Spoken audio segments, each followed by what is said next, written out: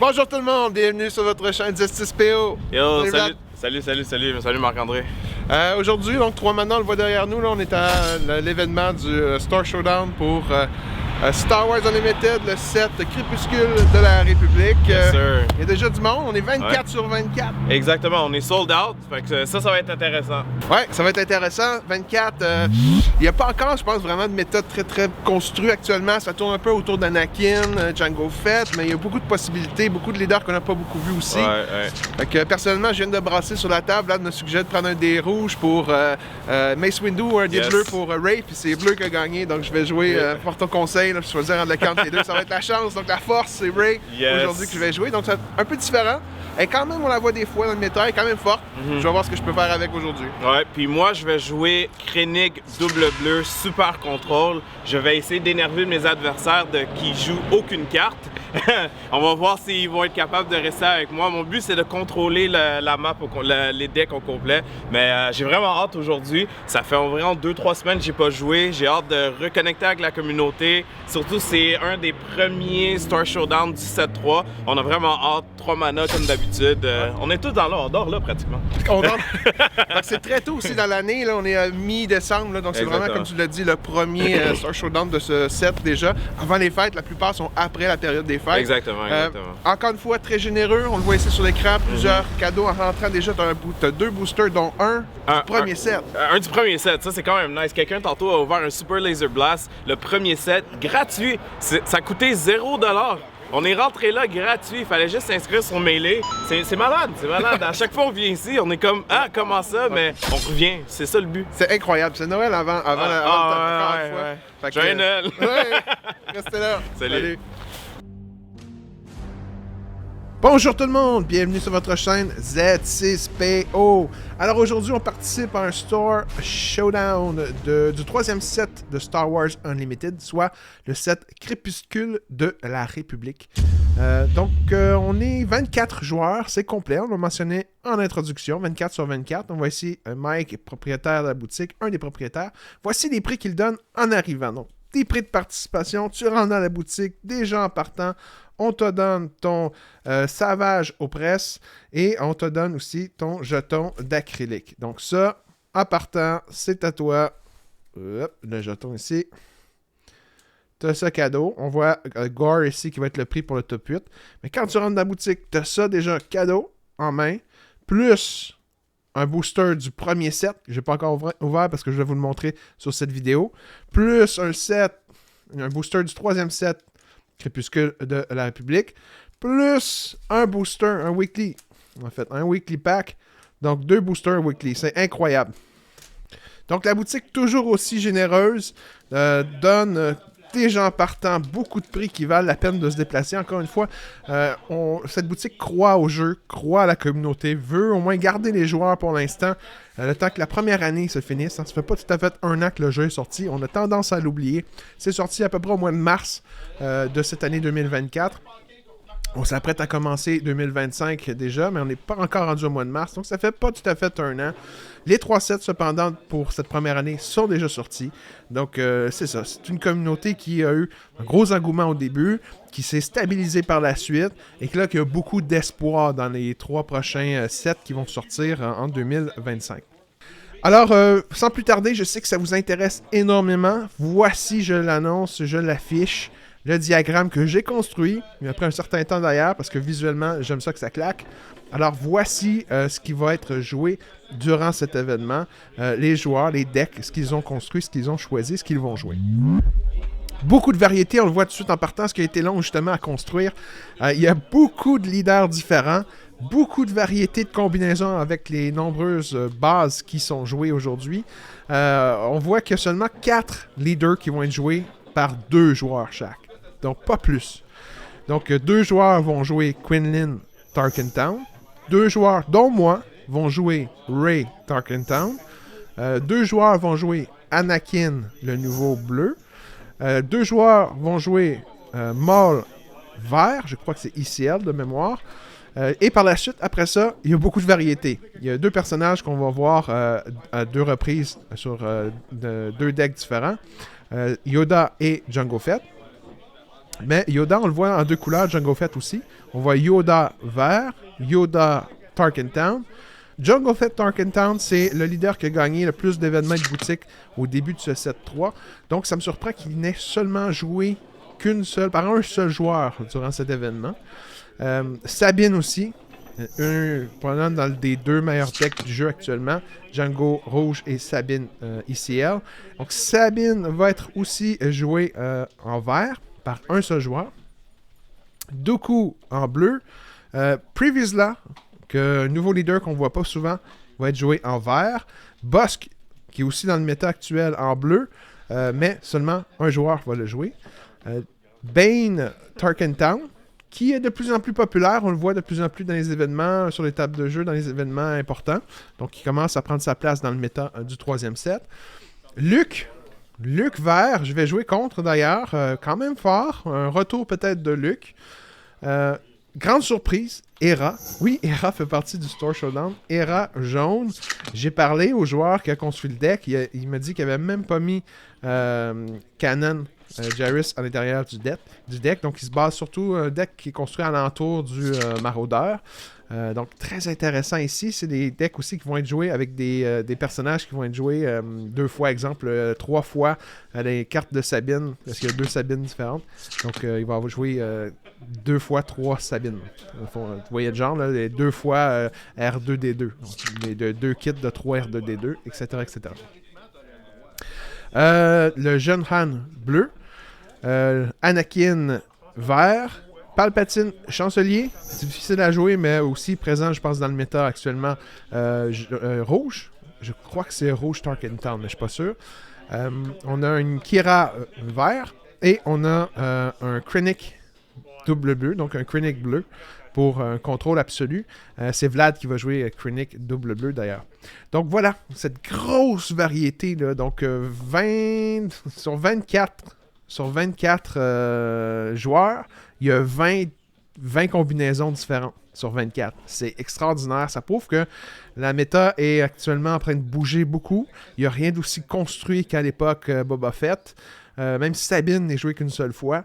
Donc ça fait du bien. C'est très rafraîchissant. C'est prometteur pour le jeu. Oui, on a eu des pas super bonnes cartes pour le set 3 au niveau du jeu lui-même. Mais au niveau des leaders, ça permet de varier beaucoup plus la construction des decks. Et donc ça amène une variété rafraîchissante.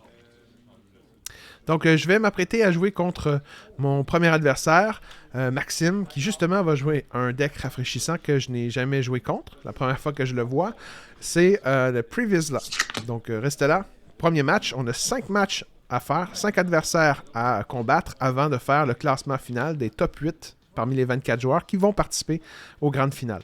Donc, voilà, 5 adversaires que je vais affronter dans cette vidéo. Puis, je ferai la finale. On va le voir, je vais y participer. Donc, je vais faire partie du top 8. Mes extrémistes quand même, 8e, mais tout de même. J'ai bien aimé ma journée. Vous allez voir mes 5 adversaires. Je vais parler plus de leur deck de façon générale. Puis, dans la prochaine vidéo, je ferai à ce moment-là le top 8. Là, je filmerai aussi la grande finale, donc à suivre. Donc, restez là. Alors, premier match, on brasse l'initiative. Previously a réussi à l'obtenir. On voit ici, premier personnage qui le met en jeu. Saboteur. J'avais mal lu la carte, je suis pas habitué de l'avoir en jeu. Donc, je vais mettre quand même une sentinelle, erreur de ma part. Les villageois avec un shield. Et déjà, il passe sous ma défensive, sous mes sentinelles. C'est un deck qui, vous allez voir, joue principalement toujours en dessous de mes sentinelles. Darksaber sur un saboteur qui va encore une fois attaquer sous ma sentinelle qui ne m'a servi à rien jusqu'ici. Donc ça fait mal, ça va vite. Je ne peux pas le ralentir. Le but de mon deck même, là, qui est avec des sentinelles, ralentir mon adversaire pour pouvoir accumuler les ressources pour sortir par la suite mes grosses cartes comme Luke, Great Dragon ou Obi-Wan avec Rey qui restore avec Luke. J'ai pas le temps de le faire. Previously, lorsque vous pigez des cartes, peut faire du dommage pour un coup, je ne connaissais pas. Et lorsqu'il est déployé, dépendamment du nombre de cartes aussi que vous avez en main, ben, il peut, ici on a un barrage, en plus Overwhelm barrage, bien il peut, avec 3 cartes que vous avez en main, il devient saboteur. Et Previously, si vous avez 6 cartes en main, ben à ce moment-là, en plus, il va faire plus 2 à son attaque pour attaquer de 6. S'il a 6 cartes et plus en main. Voilà, déjà, il a gagné la première partie. Très efficace, très rapide. Je n'ai rien pu faire malgré mes sentinelles. Deuxième partie. Maintenant, je suis à l'affût. Je connais Previsla. Je sais qu'il permet, oui, de faire du dommage en pigeant des cartes, mais surtout, il a un deck basé sur des saboteurs. Donc, je vais me préparer contre ces saboteurs. Je vais donc éviter de mettre pour rien des sentinelles. Y aller plutôt pour l'attaque, pour ralentir le jeu, que la défensive. Donc, ce qui est intéressant de mon personnage ici, c'est que je peux pour un coup donner de l'expérience à mes cartes qui ont une valeur d'attaque de 2 et moins. Donc, presque tout mon deck va être construit autour de petites cartes de valeur d'attaque de 2 et moins pour pouvoir les améliorer grâce à son habileté. Previsla ici sort déjà, c'est un leader qui sort très vite à 5 de coups. Ici, je mets un sabre laser sur Yoda. Lui, il met un Dark Saber sur Previsla. Mais ici, je fais un Force Throw, qui est quand même une bonne carte. Ici, j'ai beaucoup de Force User, donc des cartes qui utilisent la force, donc qui me permet en plus d'endommager mes adversaires. Ici, j'ai tué Previsla.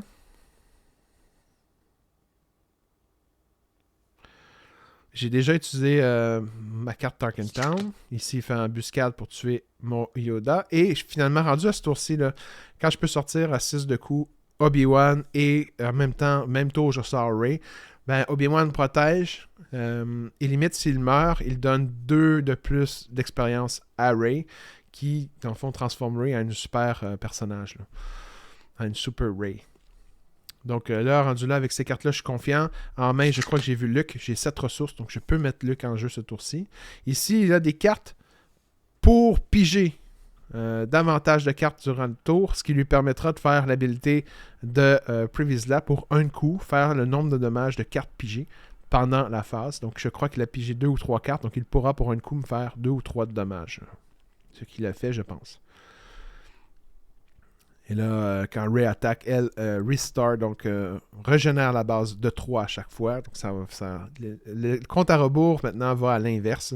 Le nombre de dommages sur ma base va rapidement diminuer.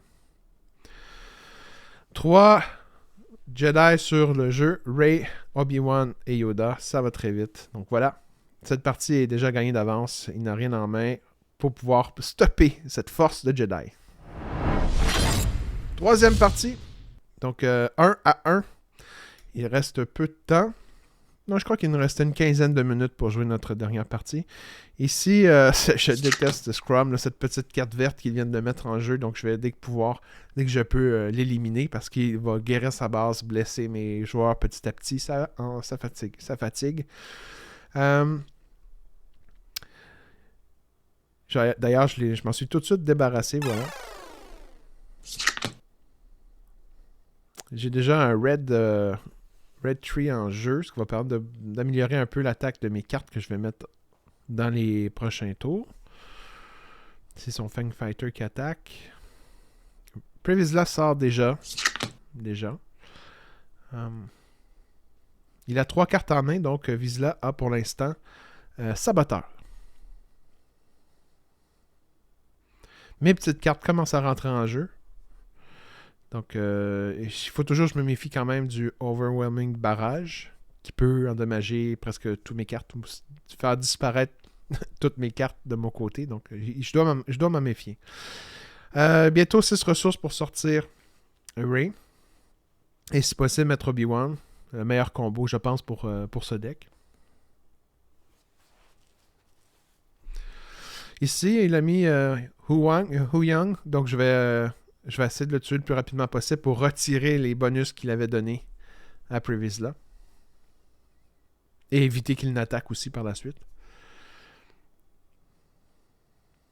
Previsla est mort.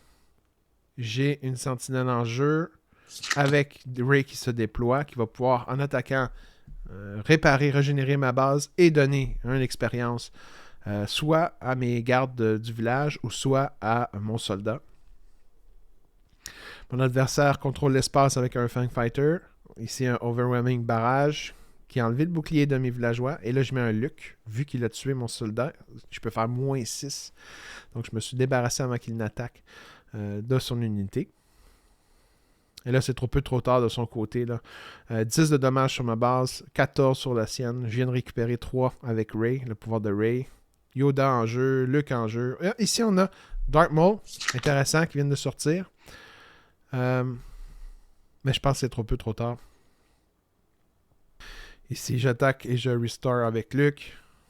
Je mets un Crate Dragon et la partie est finie. Il ne peut plus rien faire contre le Crate Dragon. Voilà, 2-1 pour moi. J'ai mal commencé, mais bien fini. Bravo, Maxime. Deuxième adversaire, vous le reconnaissez peut-être par ses mains, c'est Vladimir. À chaque fois qu'un événement, on se bat contre. Donc voilà, deuxième adversaire, Vladimir avec son super deck de contrôle double bleu, Krennic, qui cherche à étirer les parties le plus longtemps possible afin qu'il sorte des Avengers, le vaisseau de l'espace, ou des Snoke pour contrôler et finaliser le jeu. Donc beaucoup de contrôle, je connais un peu sa stratégie, donc j'essaie de mettre des cartes qui ont peu de coups, parce que je sais qu'il va me les retirer.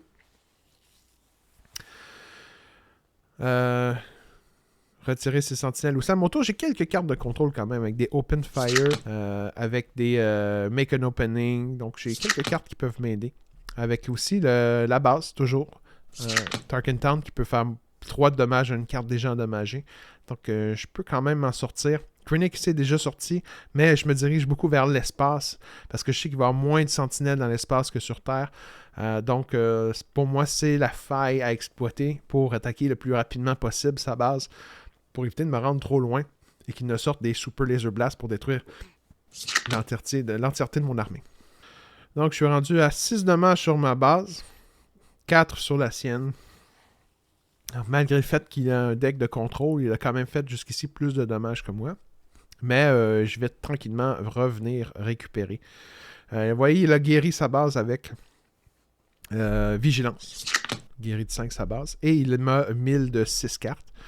Parce que plus le jeu s'étire, plus il me fait disparaître des cartes. Il y a aussi une chance qu'il gagne parce que je n'ai plus de cartes en jeu. Ici, un Obi-Wan, voici c'était le risque. L'Avenger débarque, tue Obi-Wan d'un seul coup. Là, je dois m'en débarrasser. Luke s'en débarrasse avec son habileté, étant donné qu'il m'a tué Obi-Wan ce tour-ci. Une grosse sentinelle ici. Mais je peux mettre un Crate Dragon. Et donc, je ne pense pas qu'il peut faire beaucoup contre le Crate Dragon. On est quand même rendu à beaucoup de ressources. Je pense 10 ressources. 10 ou 11 ressources. Avenger. Mais il se blesse lui-même avec l'Avenger. Ce qui va me permettre de retirer avec Fall Dragon. Et voilà. Avec le bonus de Lightsaber, je gagne cette première partie avec une attaque de 9. Prochaine partie. Toujours la même stratégie, essayer de mettre au début des petites unités parce que je sais qu'il va beaucoup les contrôler, mais sortir dès que je les place. Je vais essayer aussi de mettre un peu d'unités qui font de la restauration, comme le Arc 170 dans l'espace actuellement. Mais il me 1006 cartes. Donc je pense que pour 4 de coups, il a joué Vigilance.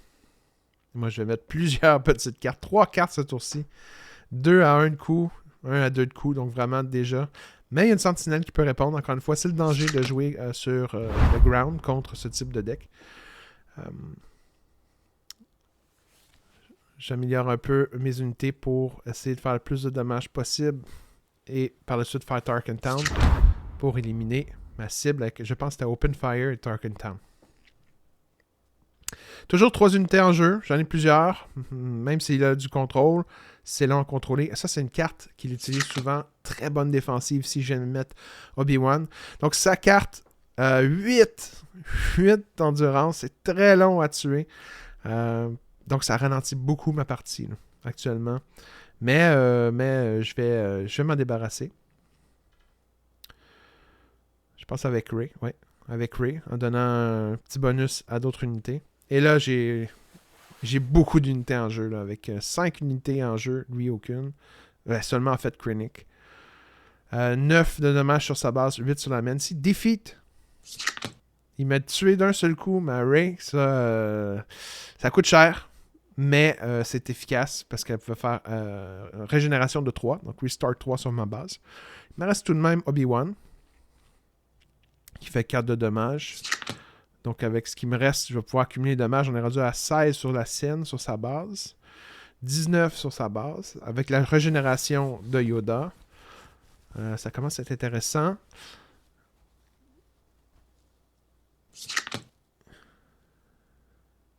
Ici, on vient de tuer avec Super Laser Blast la totalité de mes cartes. Je sors Luke pour attaquer au prochain tour. Il me tue Luke avec un Avenger. J'ai un Obi-Wan. On prolonge ici la partie. Il vient de me tuer mon Red. Et... Ah oui, on avait un problème ici avec le règlement. Dans le sens que s'il choisit de m'attaquer mon Red, je peux retirer mon Red avant qu'il n'attaque, donc il perd son attaque. Donc il est mieux d'attaquer la base et défeat par la suite une autre unité. Là.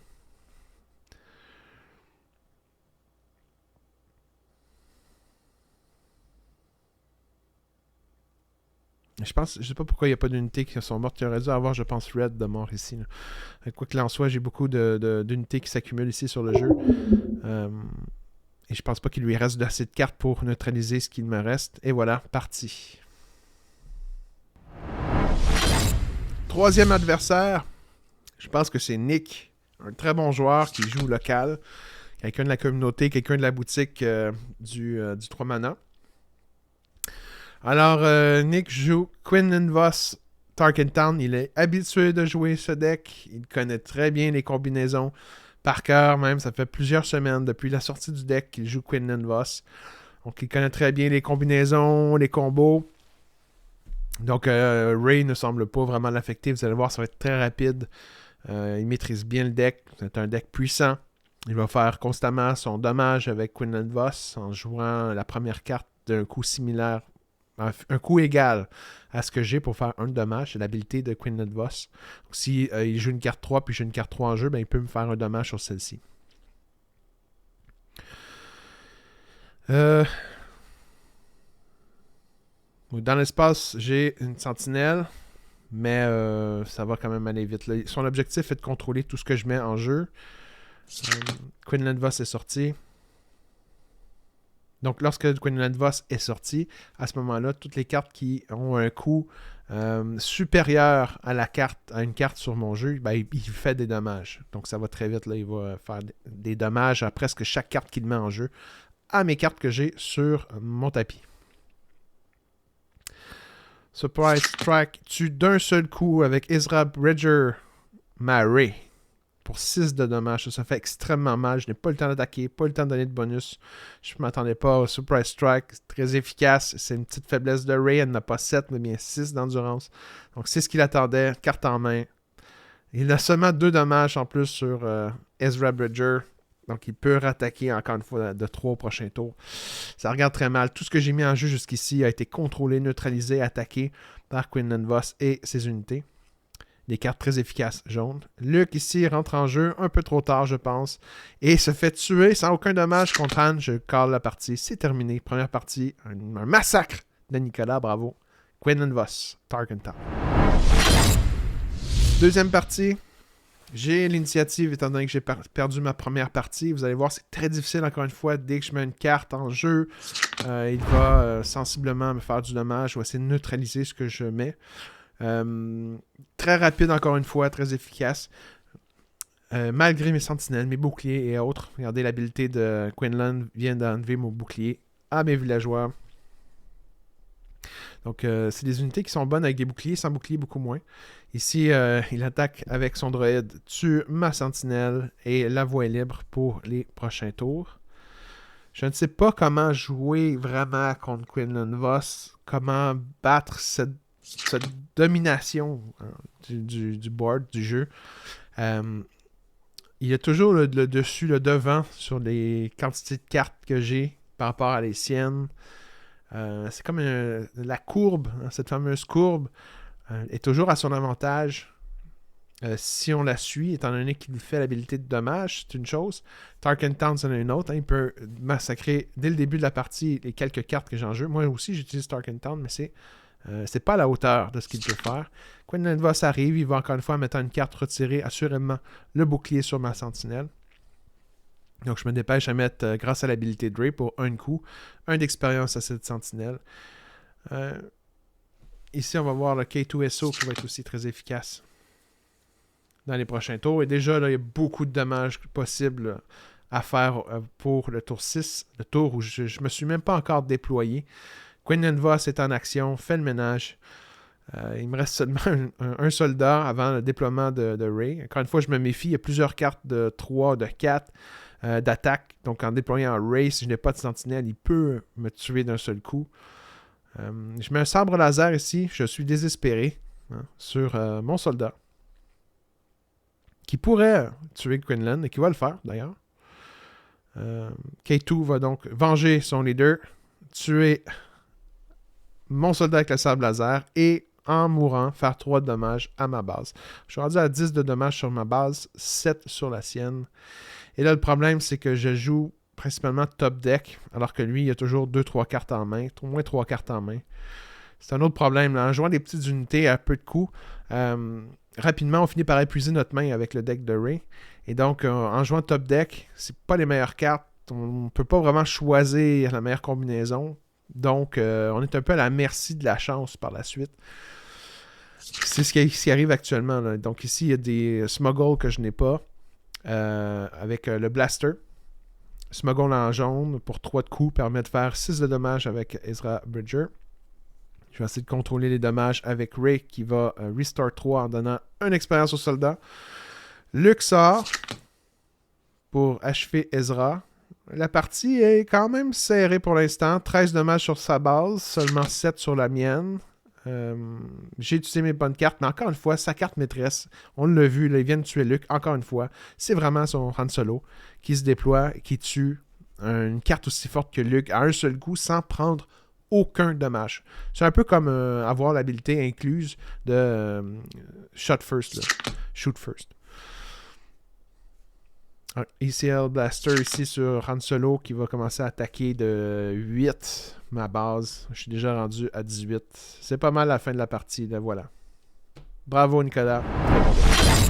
Dernier adversaire. Luke, base verte. C'est pas 4, c'est pas 5 adversaires, je pense que c'est 4 adversaires, ça qu'on avait. Donc Luke, base verte.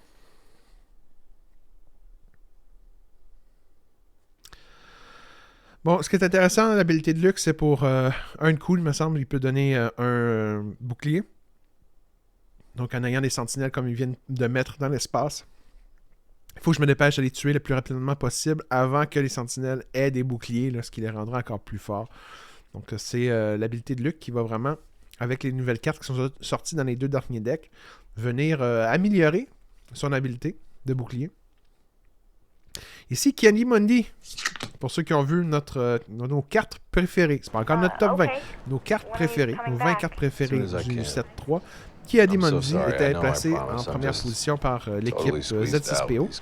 Mais, ex-aequo avec Moll et Plo Koon. Donc, dépendamment de ce qui allait sortir comme combinaison méta dans les prochaines semaines. Donc, j'ai beaucoup vu Ki-Adi-Mundi dans les tables de jeu. Encore une fois, quand il est sur la table, c'est rare que je gagne. Et on a aussi beaucoup vu de Plo Koon, mais on n'a pas vu beaucoup de Moll. Donc je crois que Moll n'est vraiment pas dans le top pour l'instant de ce 3e set. C'est vraiment Plo Koon et Ki-Adi-Mundi qui sont les plus joués. Et surtout Plo Koon, en fait, qui est le plus efficace pour l'instant, malgré son habilité qui dépend de Coordinate.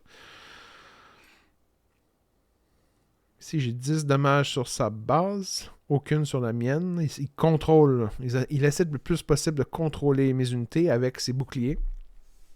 Donc, il attaque mes unités. Grâce à son bouclier, il n'a subi aucun dommage. Et c'est sa strat, je pense que c'est la stratégie de son deck. Tuer sans mourir mes unités en les attaquant avec un bouclier. Donc, là, qui se déploie, qui tue son leader. Ki-Adi-Mundi avec double sabre laser, une attaque à 12, je pense. Au prochain tour, ce qui va pas mal... Ah, ici, j'ai un Fall of Dragon qui me permet de m'en débarrasser, heureusement. Par chance, hein, j'ai réussi. Parce que ça aurait été fatal comme attaque. C'est le danger. Ici, son vaisseau, le nom m'échappe, là, a réussi à soigner sa base, ralentir ma progression au niveau des dommages. Mais malgré tout, j'ai un Luke sur la table qui va attaquer. Un Obi-Wan qui va le protéger. Et je pense que ça va être la partie. Et voilà. Voilà, partie. Première partie gagnée. 1-0 pour moi. Avec ce Luc. Deuxième partie. Contre Luc. Base verte. Base verte, c'est qui n'est pas le ECL. Donc, qui n'est pas le laboratoire qui permet d'attaquer en embuscade. Probablement parce que son deck cherche surtout à étirer la partie, donner des boucliers à ses meilleures cartes, tuer celles de ses adversaires en restant en vie grâce aux boucliers. Donc, beaucoup de cartes sentinelles dans le bleu. Et dans le vert, on le voit ici, là, avec Echo Base Defender, qui est une des meilleures sentinelles du jeu. Avec un bouclier.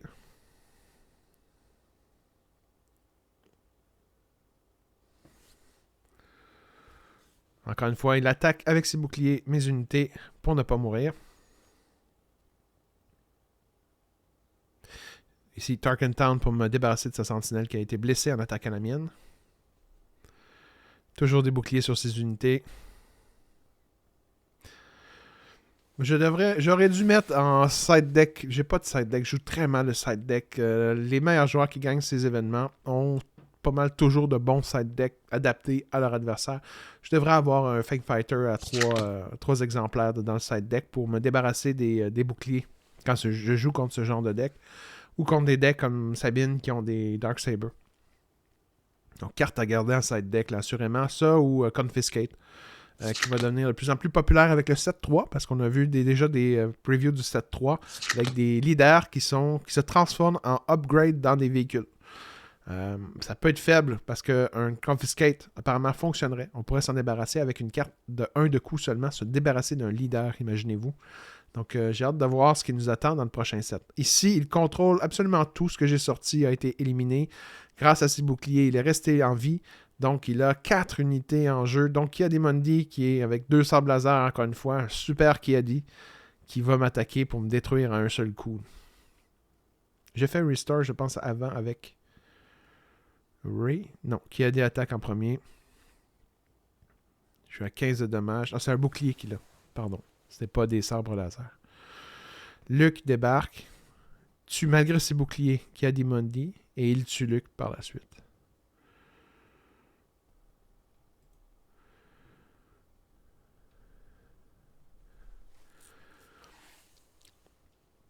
Donc ici, j'ai plus de 15 dommages sur ma base. J'attaque donc avec le vaisseau de Lakin à 4 de dommages. Ici, il met tout de suite sa sentinelle pour ralentir mes attaques de l'espace. Il a des unités terrestres. Le Marine peut attaquer de 3. Ce qu'il va faire. Donc, je suis déjà rendu à 23 de dommages en base. Mais en attaquant avec mon arc 170, je me suis restore de 1. Je suis à 22. Ici, je ralentis un peu en mettant les villageois. Il n'attaque que de 1 avec son vaisseau dans l'espace parce qu'il a des bonus seulement lorsque lui, il est attaqué. Donc, je suis redevenu à 24. Très serré. 24 sur ma base. Et voilà. Il a gagné la partie. Luc peut attaquer. Fin de partie. Félicitations.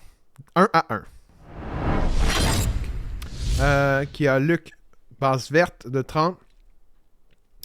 Domination lors de la dernière partie, la deuxième partie de sa part, avec sa stratégie du bouclier, d'éliminer mes unités au fur et à mesure. Il a réussi à le faire.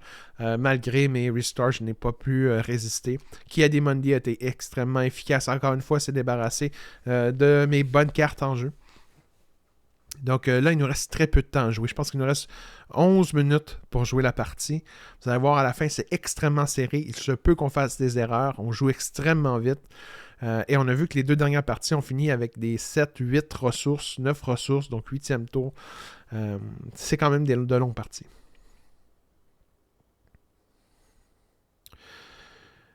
Yoda en jeu ici, encore une fois, il met des boucliers. Moi, je mets de l'expérience. Je contrôle l'espace, je peux attaquer de 4 avec mon vaisseau. Mon Green A-Wing Squadron. Yoda rendu avec un sabre laser et un bouclier. Il se débarrasse, il suit sa stratégie, il se débarrasse de mes cartes. Mais moi, grâce à, je pense que c'était Open Fire ou un Father Dragon, j'ai réussi à m'en débarrasser.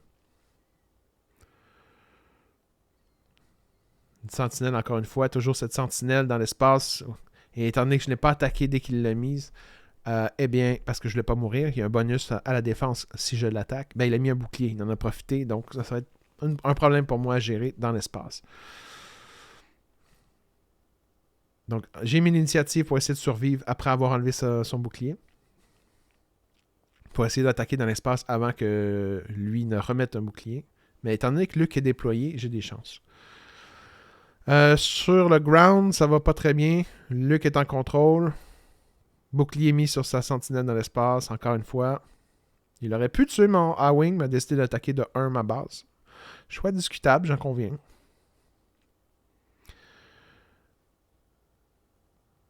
Il a un Obi-Wan sur le jeu. Et il décide de donner son expérience à R2D2 ici. C'est très serré dans le pointage. Je pense que je suis à 28 de dommages. Donc je vais attaquer avec ma sentinelle pour gagner la partie. Félicitations. J'ai réussi à gagner. Je pense qu'il manquait 2 dommages, mais avec la sentinelle, il aurait pu l'avoir. Donc, je n'avais que 9 dommages sur ma base. Donc, très serré comme partie quand même. Belle partie. Félicitations à mon adversaire. C'était très agréable de jouer contre lui. Donc, dernière, 5e partie ici. Je joue contre Jonathan, qui vient de la grande région de Montréal, qui, la dernière fois que j'ai vu, est venu faire la finale aux 3 manas du Store Showdown du 7-2, du dernier set. Il avait fini en finale avec Boba Fett double jaune. Cette fois-ci, il a remplacé Boba Fett par Cad Bane avec une base rouge Tarkin Town, qui va bien Cad Bane. Cad Bane, son habilité, lorsque vous sortez une carte Underworld, bien, il vous permet de faire un ping. Donc, ça fait du dommage gratuitement à chaque tour.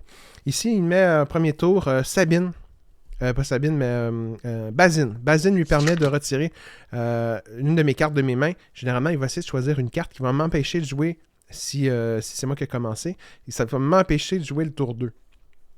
Et il laisse l'adversaire toujours commencer pour que lui, lorsqu'il met son Underworld, puisse faire son habilité dès le premier tour du dommage avec le leader. Donc ici, il contrôle quand même bien. Il y a des bonnes unités en jeu par rapport aux miennes. Il a essayé de retirer mon tour 2, mais étant donné que j'ai plusieurs cartes à faible coût, j'ai quand même pu m'en sortir. Ici, le Cloud Rider, très fort. Étant donné que Cloud Rider, c'est embuscade de 3, mais grâce à l'habilité de Cad Bane, il peut faire embuscade de 4, vu que c'est Underworld, il fait 3 plus 1 lorsqu'il attaque. Donc, il faut que je me méfie avec Rey aussi quand elle va sortir. Et si elle sort, embuscade, Bossk, qui a en plus 1 avec l'habilité de Cad Bane. Donc, extrêmement fort ici. Là. Il a réussi à tuer Rey d'un seul coup avec Bossk. Normalement, il aurait fait 2 dommages, mais j'ai utilisé ma base Tarkin Town pour finir Bossk. Ici, Cad Bane est en jeu. J'ai déjà 18 de dommages, 19 sur ma base, 20 sur ma base. Il est trop tard. Là. Il va tuer ma sentinelle, pigner avec son habilité et faire le dernier dommage. 2 dommages qui restent avec Cad Bane ou avec... Et voilà, c'est terminé. Avec Daring Raid. Bravo, Jonathan. 1-0 pour toi. Deuxième partie contre cet excellent joueur et son Cad Bane Tarkin Town. J'ai de la difficulté à voir ce que je peux faire. Je vais essayer de jouer des petites unités. Encore une fois, Cloud Rider qui vient ici éliminer dès le premier tour mon premier jeu. Il va étirer la partie. Il a de bonnes cartes en main comme un Cad Bane unité qui peut jouer plus tard, je pense. Ici, c'est une carte qu'il a mis dans son side deck. Je l'ai dit à quel point l'importance du side deck que je ne contrôle pas encore, que je manipule très mal, j'organise mal. Ici, il a mis cette unité qui m'empêche dans l'espace, qui m'empêche de guérir ma base, la force de mon personnage. Donc, dès qu'il peut, il va me tuer mes unités dans l'espace pour éviter que cette unité ne meure. Et ainsi faire 3 dommages à chaque tour. Et surtout empêcher que je puisse me guérir.